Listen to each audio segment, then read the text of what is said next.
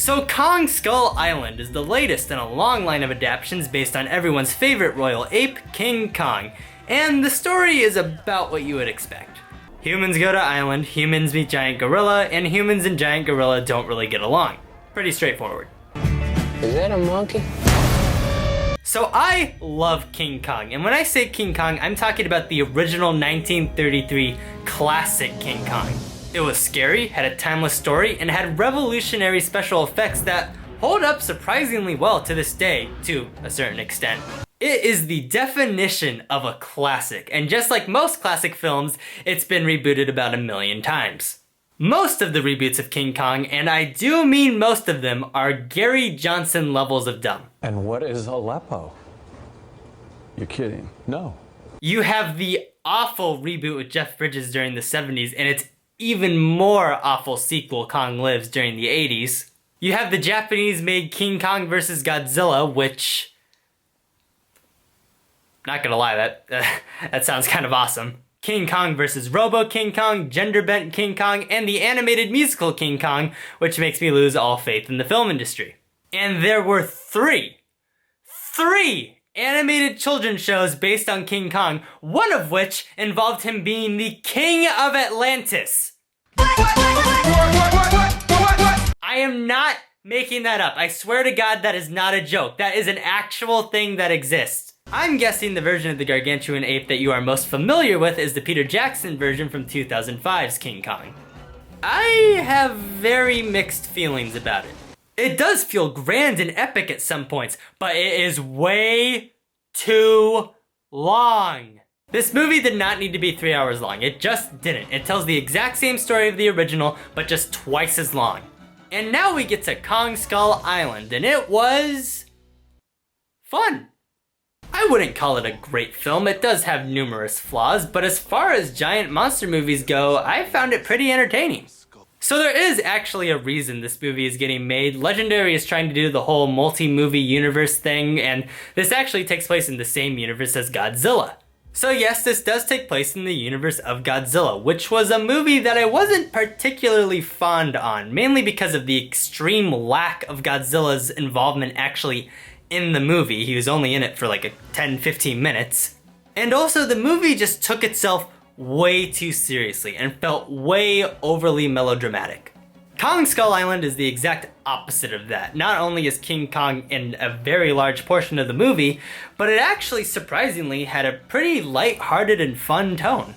It's not so lighthearted to the point where it feels like a family movie, but it's not trying to be this harrowing war drama that makes you feel dead inside like Godzilla was. This is a big, dumb, fun action blockbuster through and through, and the action sequences in this movie are an absolute blast. Every time Kong is on screen, he steals the show. What I've always liked about King Kong is that he feels more like an actual character and not just this big, dumb monster that just destroys things for the sake of destroying things. They don't explore the classic themes of King Kong, like man meddling with nature, quite as extensively as they have in other versions of King Kong, but they are referenced in a subtle way, which I appreciated. The other monsters on the island are also really cool. You have the skull crawlers, which are kind of scarier versions of those monsters from Temple Run. There's also a really cool fight sequence with this tree spider thing. I do have one problem though. Where are the dinosaurs at? Seriously, where are they? There were dinosaurs in the original, so why aren't they here? I know they exist on this island somewhere. There's one part in the movie where a guy is sitting on a triceratops skull. I know they're there. Were they worried that dinosaurs would be too small to take on this new, much bigger King Kong? I mean, you could have made them like mutated or bigger or something like that. I get that they wanted to do something different than previous versions, and I totally support and understand that. But come on, it's dinosaurs!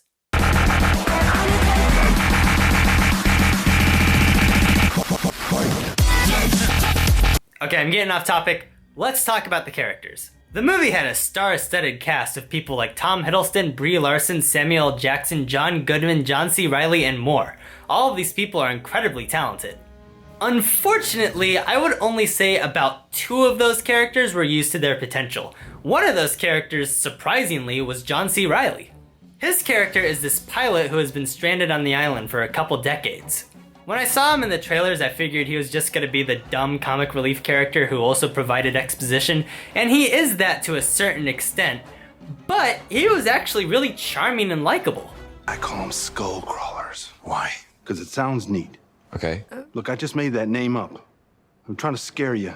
I actually kind of wish the entire movie as a whole was more centered around his character. Out of all the characters in the movie, I cared about what happened to him the most. Samuel Jackson was also one of the better characters in this movie. He's a soldier who's kind of obsessed with conflict and battle. His character raised some pretty interesting questions, plus he's played by Samuel Jackson, so you can expect him to have the best line in the entire movie. Where's my super suit? What? Where is my super suit? Some of the other soldiers in the movie were also really charming and funny, especially Shea Wiggum's character. But on the whole, the characters in this movie aren't very well developed and are kind of bland. Tom Hiddleston plays Handsome Guy and Brie Larson plays Pretty Girl. And that should tell you pretty much everything you need to know about their characters. I don't blame Hiddleston or Larson for their weak characters at all. I know they're talented actors. I just feel like their characters are really bland, really forgettable, and really poorly written. And yet, they have the most screen time out of anyone else in the entire movie. They, along with a couple other characters, are kind of stale, and that's kind of disappointing. As far as other problems with this movie go, the first act is a little rough. The first 25 to 30 minutes of this movie are very slow and very poorly paced. It just was not a good first act. There were some other areas where the green screen looked pretty noticeable. Thankfully, a very good portion of this movie is actually shot on location, but when there is green screen, you can tell it's green screen. As far as directing goes, it's pretty good. This movie was directed by Jordan Vogt Roberts, I believe, and he's kind of a newcomer, and I thought overall he did a pretty good job. This movie is very, very stylized, and there are some points where it can feel like a little much, feels a little too over-directed with all the crazy camera angles and super bright colors, but I appreciate the director's attempt to make a very unique and cool-looking movie. Lastly, the soundtrack. The original score is a little bleh, I didn't really think too much of it, but there are a lot of 70s rock songs played throughout the entire movie, and there was a pretty good selection of songs. I might have to pick it up on iTunes. It's not gonna win any awards, it doesn't break any new ground, but I thought Kong Skull Island was a really solid, really fun monster movie. I liked it way more than Godzilla, that's for sure. It does have a hefty amount of problems, but if you can just sit back, relax, and enjoy some cool monster fights and some cool visuals, then I think you'll have a good time. In my opinion though, nothing beats the original. If you haven't seen the original King Kong, it is kinda cheesy, but I really love it. So yeah, that's all I got. I'm Aiden, I like movies. See you guys later. What was that?